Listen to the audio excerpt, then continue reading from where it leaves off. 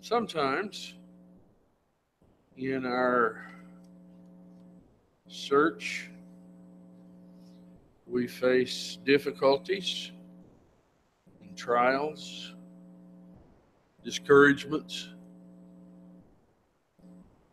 Sometimes we seems like they're obstacles we face are virtually insurmountable.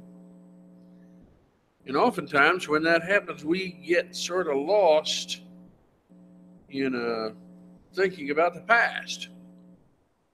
And when we think about the past, we think about how wonderful it was back in the 50s for me. Maybe you think about how wonderful it was in the 30s and 40s for others. You forget about the problems that you had back then. Everybody's been talking about how wonderful about the cotton decoration on the tables. And everybody remembers, at least all the Southerners remember going out to pick cotton and look back on it with nostalgia. And they forget about how they hated it. And it was hot. And it tore your fingers up trying to get the cotton bowl in the cotton bowls. And excuse me, I knew I would mess it up somehow.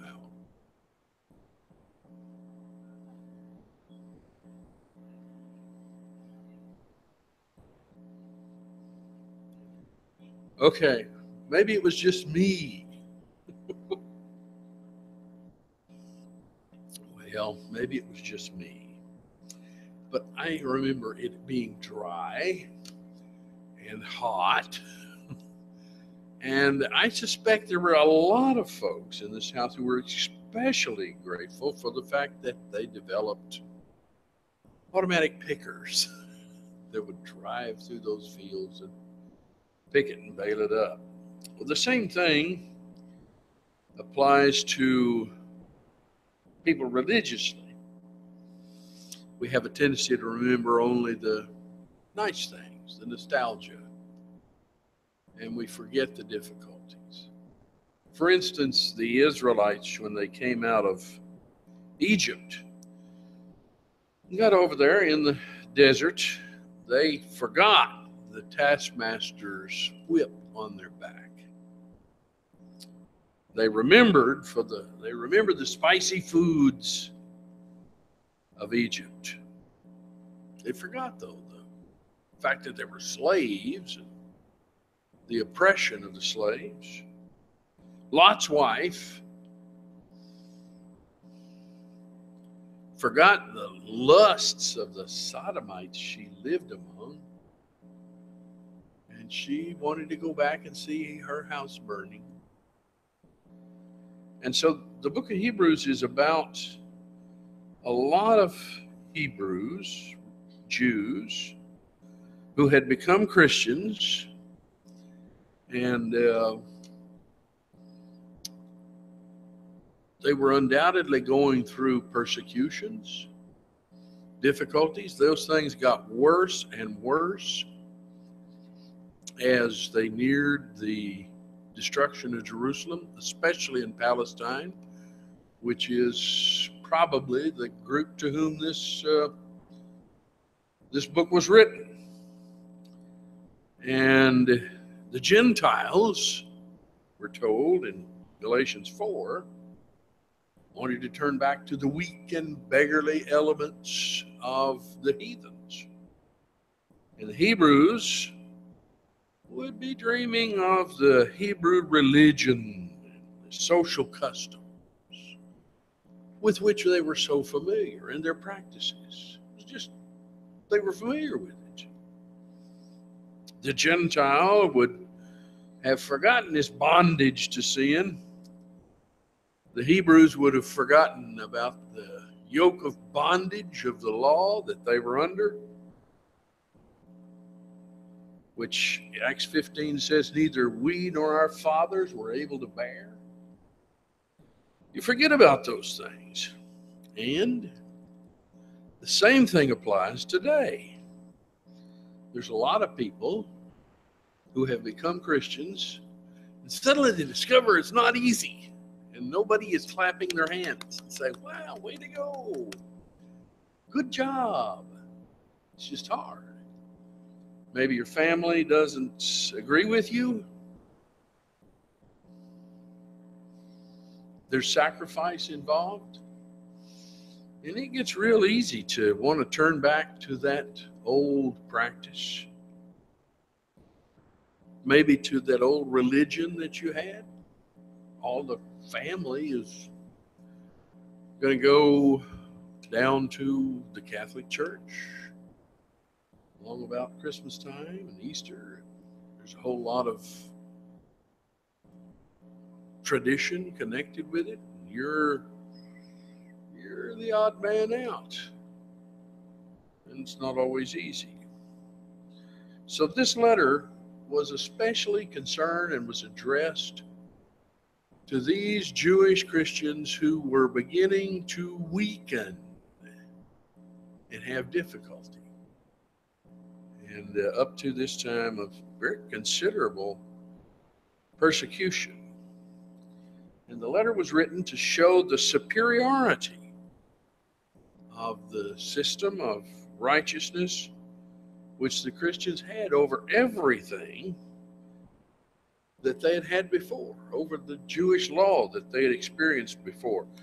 The word better is used time after time after time throughout the book of Hebrews.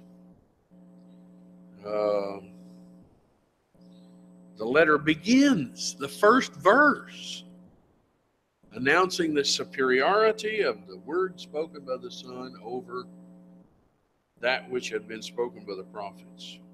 So, here is a brief synopsis of the book. It's laid out wonderfully in chapter divisions. The first point that he makes, number one, if you're writing this, Alan is so much better teacher. We're not pointing to the wrong way, Alan. Because Alan has these things up there in lists. And he puts them in little bitty type so that only people with binoculars can read them. But he gives us a good idea of what's up there. And I don't do that. So here's number one. Number one, he's better than the angels. That's in chapter 1 and chapter 2. And in chapter 2 especially, he's superior. He is a man, and he's superior to man, as he has become perfect through suffering and exercises a supreme power over the devil himself, has defeated the devil. You know, a lot of people have the idea that the devil and Christ are on the same plane of power and battling against one another. The Bible never presents that. Never presents one evil on this side and a righteous on this side, and they're at war. It's not just a question of somehow or other Christ has just managed to outsmart the devil. When you say that or think that, you're pulling Christ down to the level of rivalry. And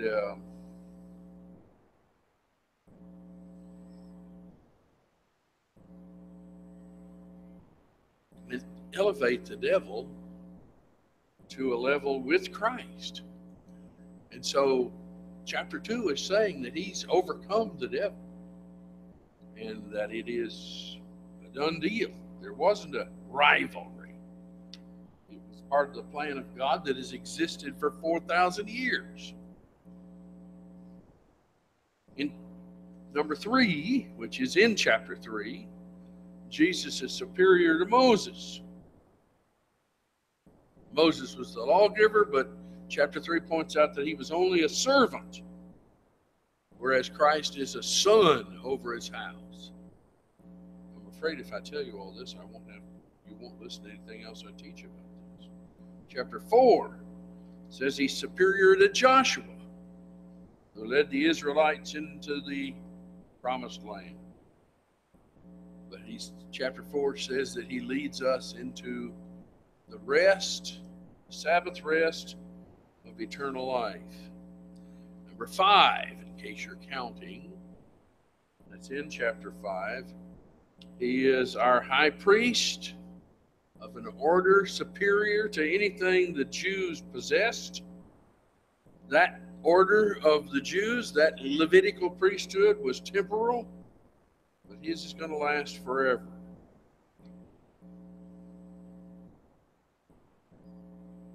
The various blessings, this is number 6, the various blessings of the gospel should enable these Jews to turn their backs upon the law. They have a better hope, founded on the oath of God, which is immutable. Chapter number 7, which is in chapter 7. It is the law and the priesthood were not perfect and made nothing perfect. But the priesthood of the order of Melchizedek is better and brings a better hope, a better covenant, better offering for sin. Number 8, chapter 8. That superior covenant is enacted upon better promises. That brings an absolute, not a temporary, an absolute forgiveness of sins.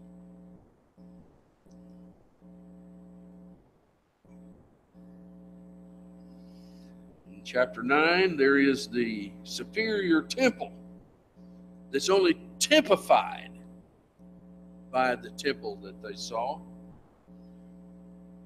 The sanctuary of that temple was only a copy of the new. You know, as I said at the outset of this, that's number 9, and we'll remember where we were. I said at the outset of this that this was written to the Jews. In chapter 12 of Hebrews, the Jews that were in danger of becoming discouraged. With me in chapter 12, verse 12. He says, "Wherefore lift up the hands which hang down, and the feeble knees, and make straight paths for your feet, lest that which is lame be turned out of the way, but let it rather be healed." You know, he does this over and over again. He does it again in chapter 10. He says in verse 32, "Call to remembrance the former days, in which ye were illuminated. After ye endured a great fight of affliction. You were made a gazing stock both by reproaches and afflictions, and partly whilst ye became companions of them that were so used."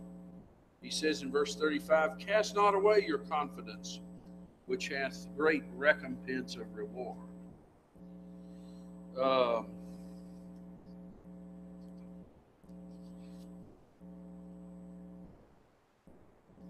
I mentioned that second chapter. I want to make one or two other things. In that section, Jesus, or the author, deals with the humanity of Christ. He's pointing out that as a man, he had overcome the dominion of Satan, so that they were set at liberty. And the earth itself, when it's purified by fire, would be restored to the saints. All right. In chapter 10, it's evident that the new system replaces the old, and that leads him to chapter 11, where they recount the heroes of faith, and I'll come back to them in just a minute. Chapter 12 presents an unshakable kingdom that's better in every respect than that which Moses had taught them. For instance, with chapter 12, they have a superior altar to which the Jews had no right. They're looking for a city which is to come, superior to Jerusalem, and a superior system of worship and service. I wanted to look at a couple of other things with you. I have a tendency to double back on a lot of things. Look with me at 2 or 3 passages here in Hebrews, if you don't mind. Look at Hebrews 2. And we'll emphasize again. Look at Hebrews 2, and I want to notice with you here verse 3. He says here, how shall we escape if we neglect so great salvation, which at the first began to be spoken to the Lord, was confirmed unto us by them that heard him. Now that obviously is giving emphasis to the thing that these people were in danger of going back into their old world. Verse 1 says, we ought to give the more earnest heed to the things which we have heard, lest at any time we should let them slip. Now, I read the Hebrews 10 to you, verse 32 and 33 a minute ago. You might also notice chapter 13 and verse 7, which says, remember them which have the rule over you, who have spoken unto you the word of God, whose faith follow, considering the end of their salvation. Now also these things seem to point to some crisis that is approaching to them. We know that this book, well, you don't know it yet, but I'll talk about it in a little while. Written probably between about 63 and 70 AD, probably closer to 63, written from Italy, probably from Rome. So here, remember them that have rule on. Now that does 2 or 3 things. They're encouraged to remember. They've known it, and he's encouraging them to go back and remember it.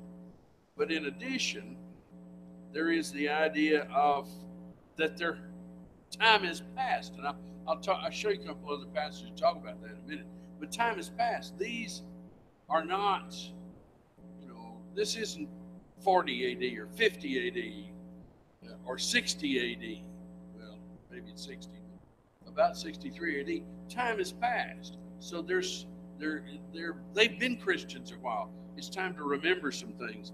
And I want you to look at one more on this vein over in chapter 3. This is sort of an intriguing thought to me. In verse 7, he says here, wherefore as the Holy Ghost saith, today, if you will, you will hear his voice. Harden not your hearts as in the provocation in the day of temptation in the wilderness, when your fathers tempted me, proved me, and saw my works 40 years. Now that's a quotation I've forgotten from where. Anyway, somebody can look it up. Psalms 95. But it's interesting that Paul puts that in here, because it's been roughly 34, 35 years, and perhaps he's put in this 40-year reference to when the children of Israel were wandering in the wilderness, and he's saying they tempted me and tested me and proved me, and in the wilderness. And so there is the implication that maybe that's about over with. The destruction of Jerusalem may be coming, and there may be nothing to go back to soon. And the implication to them, these modern Christians, is you've tempted me and tested me and proved me for roughly 30, 35 years now.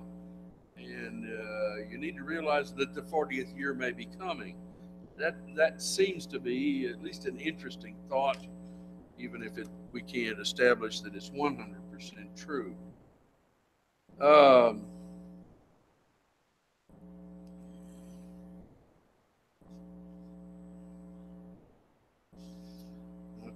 Okay, where am I? I get lost. You all know that, don't you? Okay, where am I? Confuse all your notes, John. Here, yeah, I get them in order.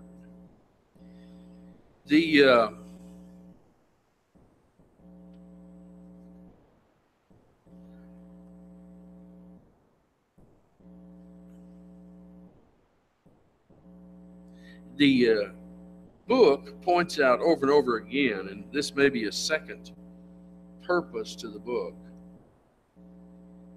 it points out the consequences of rejecting Christ, and does that several times. For instance, in chapter 2, he says, if transgression under the old received a just recompense, then there would be no escape for that so great salvation. How shall we escape if we neglect so great salvation? Chapter 3 and 4 points out at length that the multitude of the Israelites failed to enter the promised land because of their unbelief, and indicating a warning to these Jews that they too could be hardened by sin and fail in their quest. In chapter 5, he chides them. He fusses at them for failing to grow in knowledge and practice his word. In chapter 6, he warns them to press on, reminding them that it's possible for them to cast aside their faith. In chapter 10, they're warned, I'm sure you remember, that if those who set at naught Moses' law died without compassion, and that how much sorer punishment shall they be thought worthy, and so forth. You're familiar with the passage. So that there is a warning of hope, there is a sense of hope, and a warning of disaster if you fall back. Now,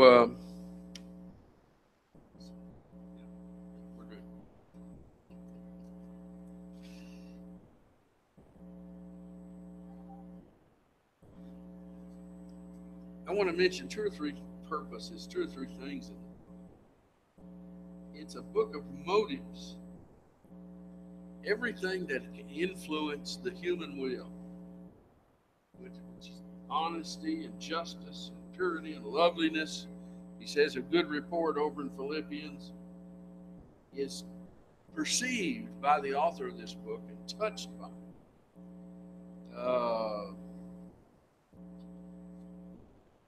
Let me talk about, and of course the book points out extensively the failure or the differences between the old and the new covenant, which even today, as you go out to teach people, is one of the biggest chores that you're going to have, is talking to people in the denominations and explaining to them the difference between the Old and the New Testament.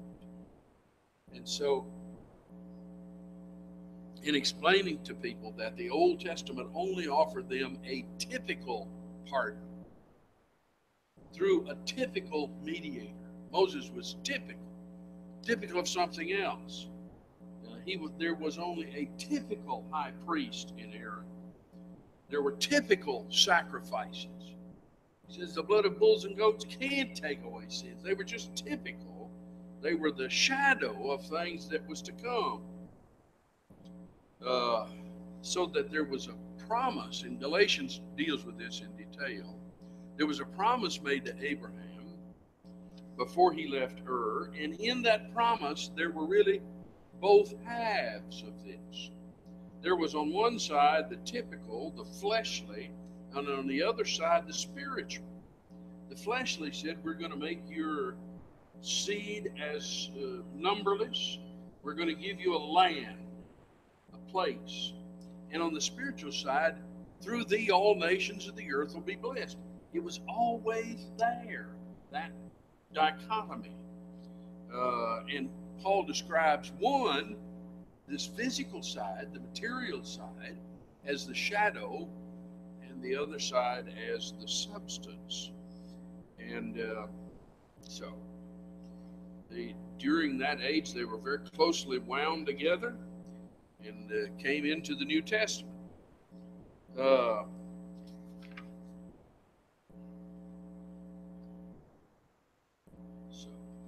the law itself couldn't save anybody from their sins. The book emphasizes the nature of faith You need to understand that. The nature of the need for faith, faith as a means of obtaining the blessings of God. For instance, in chapter here, I'm going to need to look at 2 or 3 of these passages instead of just refer you to them. Look with me in Hebrews 6. Here I want you to notice verse 12. He says here in verse 12, that ye be not slothful, but followers of them who through faith and patience inherit the promises. He's emphasizing that idea that through faithfulness we will receive the promises of God. You might look at Hebrews 10 in verse 22, where he says over here in this place, let us draw near with a true heart in full assurance of faith, having our hearts sprinkled from an evil conscience and our bodies washed with pure water. Let us hold fast the profession of our faith without wavering, for he is faithful that promised. So over and over again, he's stressing the need for faith, that we're going to have to live by faith. You might look, since you're here in chapter 10, you might look down at verse 38. Now the just shall live by faith, but if any man draw back, my soul shall have no pleasure in him. We are not of them that draw back unto perdition, but of them that believe to the saving of the soul. In Hebrews 11, it's the substance of things hoped for, the evidence of things, unseen things. And in verse 6 of that chapter, without faith it's impossible to please him. And then he goes through that long list in Hebrews 11 of people who've lived by faith and were saved by faith. Now, but it's also, there are two things. One, they live by faith, but we have something greater and better than they did, and without us, without the gospel sent to us, they could not be perfect. And secondly, every one of these people, Abraham he mentions here, Abel he mentions here, Enoch he mentions here, and so forth. Everybody he mentions did not have faith alone. His faith was exhibited by some action. By faith, Abraham, when he's called to go out in a place which he should have to receive, obeyed. By faith, Noah, being warned of God of things not seen as yet, moved with fear, prepared an ark. Every one of them exemplified that faith in obedience.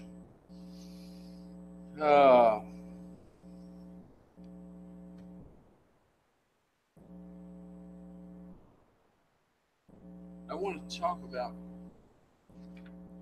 when the book was written just a little bit. Some of and I told you I'd look at that with you in just a minute. In chapter 5 and verse 12, it's obvious that this was written late in this period as opposed to earlier. He says, when for the time ye ought to be teachers, ye have need that one teach you again, which be the first principles of the oracles of God. So obviously they weren't new converts. They had been Christians for some time. So we're not going to date this book in the 40s or the 50s or goodness knows in the 30s. He says in chapter 10 and verse 32, call to remembrance the former days, which after you're illuminated, we talked about that in a moment again. It also is obvious that the book was written before 70 AD because there are exceptions to this. This is not written in stone, but it's pretty good indicator. There are some uses that refer to the temple. Book of Revelation, maybe one of them, after the temple had been destroyed. The temple being referred to, I think, in Revelation is the temple of heaven. But here in chapter 8 and verse 4, if Jesus were on earth, he could not be a priest, seeing there are priests who offer gifts according to the law. Now, that means that the temple had to still be in existence when this book was written. Chapter 10, every priest standeth daily ministering, and often offering oftentimes the same sacrifices, which can never take away sin. So these pretty clearly pointed to that. In Philippians, the first chapter, we learn that Paul was a prisoner at Rome about AD 62. And when he was there, he expected to be released in 62. And he expected to make another visit to Philippi. Look over there. I'm quoting it. Look with me in Philippians so we can sort of begin to fit our date in here. Philippians 1 and verse 21 says, "Me to live is Christ. If I live in the flesh, this is the fruit of my labor. What I shall choose, I know not. I'm in a strait betwixt two, having a desire to depart and be with Christ, which is far better. Nevertheless, to abide in the flesh is more needful for you." And then he goes on to verse 25, "Having this confidence, I know that I shall abide and continue with you all for your furtherance and joy of faith, that your rejoicing may be more abundant in Jesus Christ for me by my coming to you again." So Paul, although he's in prison when he writes this, is expecting to be released in Philippians fairly shortly and expecting to go at least to Philippi. And in chapter, I've already mentioned this to you, but in Hebrews 13, in verse 23, the book was written from Italy. All those in Italy, he says in verse 23, "Know that our brother Timothy is set at liberty, with whom, if he comes shortly, I will see you." So he expected to be in Palestine. I believe this is a reference to Palestine. I think the book was written to the folks in Palestine. So it was his purpose, having been released from prison on this first occasion, to go to Palestine. And he says in verse 24, "Salute all them that have the rule over you, and all the saints, they of Italy salute you." So this book written obviously from Italy, probably from Rome, maybe just after or so forth his release, because he's anticipating being able to get free and go visit Philippi and go visit Palestine. And as you know, if you're familiar with Paul's chronology, he is apparently rearrested. And the Second Timothy, written after some freedom of his, so that he's back in prison in 64, 65 AD, and is ultimately executed, at least the tradition says, about then, 64, 65 AD. But this apparently anticipating his freedom, or perhaps being free, written to these folks on that occasion. Now, what time is it? I got time. I didn't think I was going to get through all this, so I've been hustling.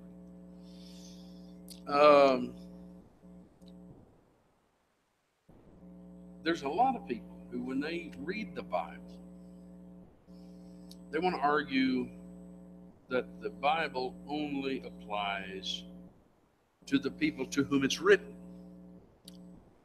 Now, we went through a significant period of that back a few years ago as I was a young man. Actually, it was all occurring when I was first moved here to Indianapolis. A fellow by the name of Ed Fudge had taken over control of a major magazine, the Gospel Guardian. He had hired an editor by the name of William Wallace. I remember one of my first occasions with Brother Wallace, whom I liked a lot, was he came here to Indianapolis for a meeting of all the preachers. We all got together, I think, down in the Chapel Hill area somewhere. And he was there to get the pulse of the brethren, so that, which none of us liked hearing him say that, because apparently he was going to alter the policy of the Guardian based on getting the pulse of the brethren, whatever the brethren wanted to do. so forth. But Ed Fudge was arguing, was heavily influenced by Carl Ketcherside, whom some of you may know or remember if you remember the history of the church in this century or the previous century. And Ketcherside was teaching unity based on the gospel and not the doctrine. He divided the idea of the gospel from the doctrine, and so we shouldn't. We should be united on the fact. In fact, that I did look at your chairs thing. Fellow, I think he's from Abilene College, isn't he? It was at Abilene. Fellow arguing that we should just ignore our doctrinal differences and unite on the fact that we all believe in the deity of Christ, and we all believe that He died for our sins, and we all believe in the literal resurrection, the virgin birth, and so forth and so on. But we shouldn't divide over institutionalism and instrumental music and premillennialism and other things. And Ketcherside was a brilliant speaker. Ed Fudge had one of the major magazines at his disposal and had a big influence. And one of the things that he was arguing is that, for instance, in 2 John, the 2 John, turn over there with me.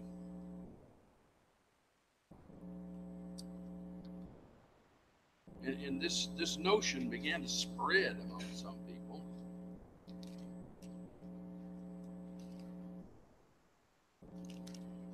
Get there eventually.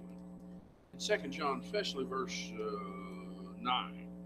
Whosoever transgresseth and abideth not in the doctrine of Christ hath not God. He that abideth in the doctrine of Christ, he hath both the Father and the Son. If there come into any unto you, and bring not this doctrine, receive him not into your house, neither bid him Godspeed. He that biddeth him Godspeed is partaker of his evil deeds. And Fudge and Ketcherside before him were arguing that this only applied to what they imagined was the specific thing that 2 John was referring to. And that was, if you've studied John, you know about the Gnostic heresy. That the only thing that we shouldn't have fellowship over was if somebody was teaching Gnosticism in our day and age. Because that's all the Gospel of John was written about. That there is no principle laid down, there is no greater precept, that anyone who departs from the doctrine of Christ, we should not have fellowship with him. And so they argued, see, this is the gospel doctrine distinction. And therefore, the whole issue of instrumental music is just a doctrinal discussion. And the whole issue of institutionalism is just a doctrinal discussion. The whole issue of premillennialism, just a doctrinal discussion, and so on. So, but other brethren began to take that and apply it to other things.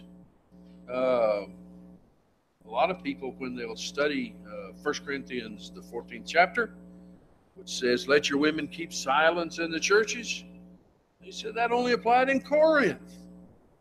It doesn't apply to anybody today.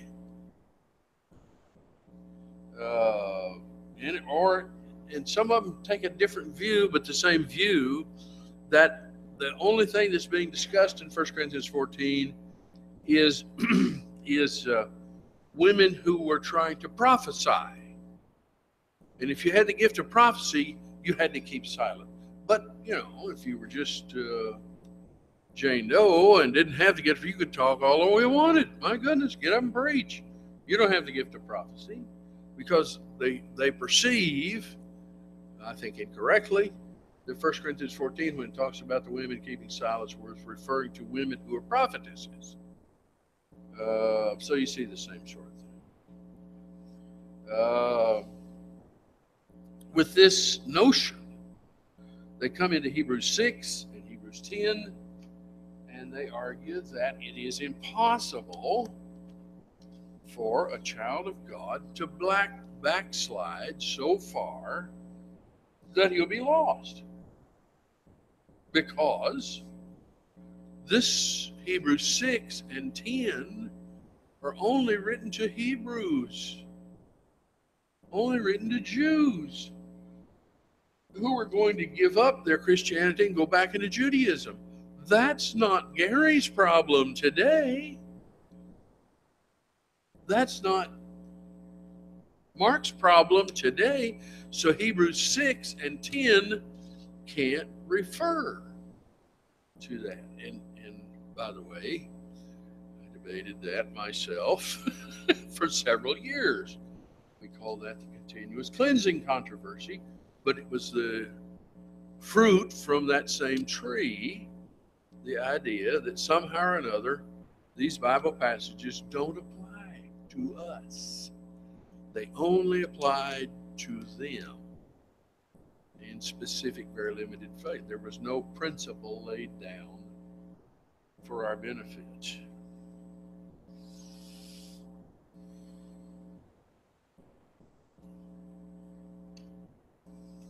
Nope. I could wax that elephant a little bit more, but I'll try to push. It's about time for kids. Now. Okay. How much? Mm-hmm.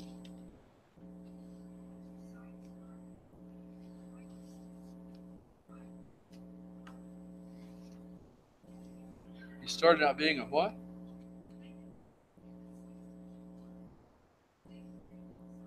Yes.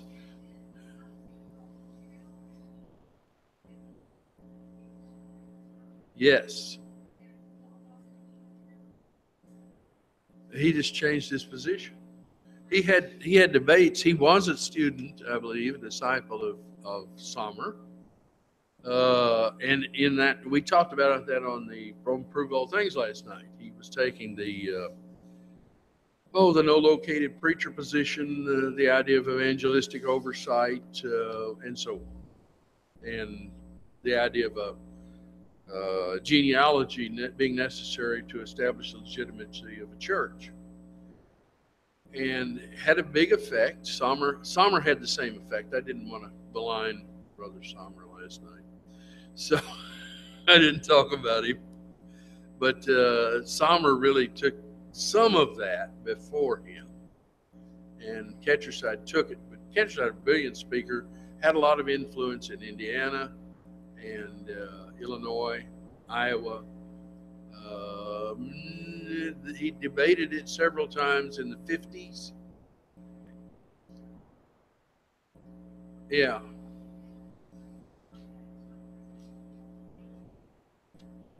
Yeah. There's a church here in town. They used to be on 10th Street, used to be here in Speedway. They moved out, and I think they're still on 10th Street. Somebody told me. And they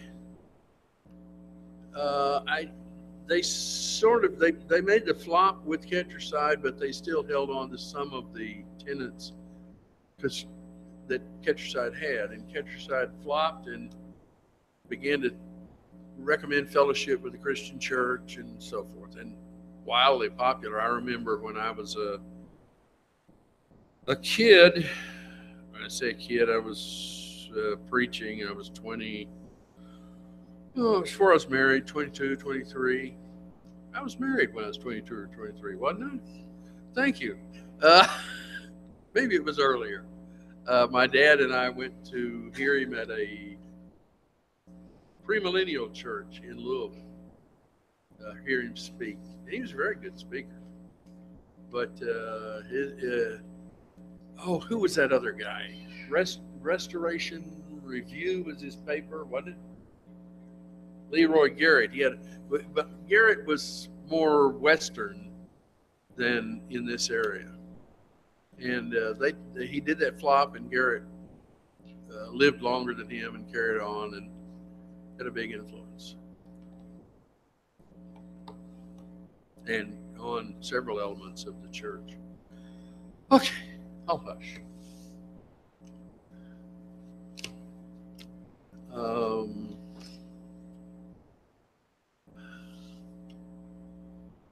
Brother Pong.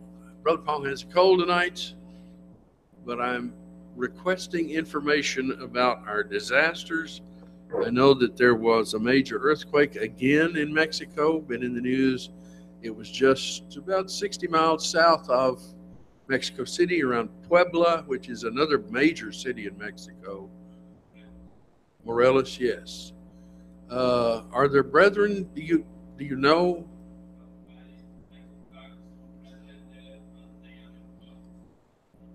They're okay?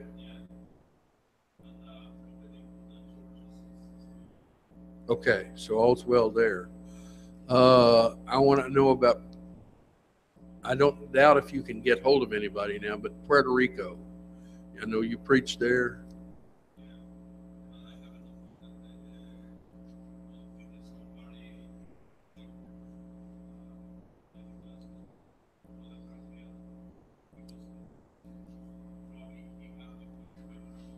He has more, but according to the news reports, Puerto Rico got hit pretty hard, so they may not be able to get much word out just yet.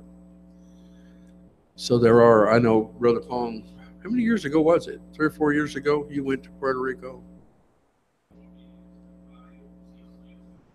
Oh, gosh. That was before your grandchildren came along. Almost. All right. This is something we need to be thoughtful about. These are brethren. If you remember, Andres going there, he took pictures he sent back of brethren in all these churches. So we want to remember that. Brother Eels as well. Okay. You didn't spread it around to your kids and oh.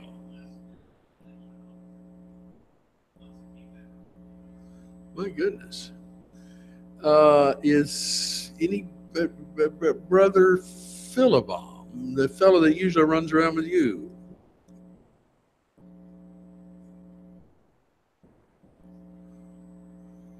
His eye infection moved from his back to his eye.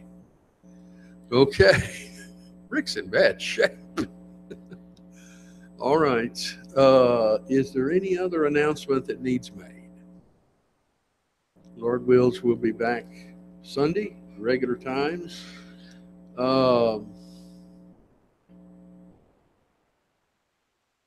Gary was leading singing. What's our invitation song, Gary? 322, and Alex has our invitation tonight. Alex, come ahead.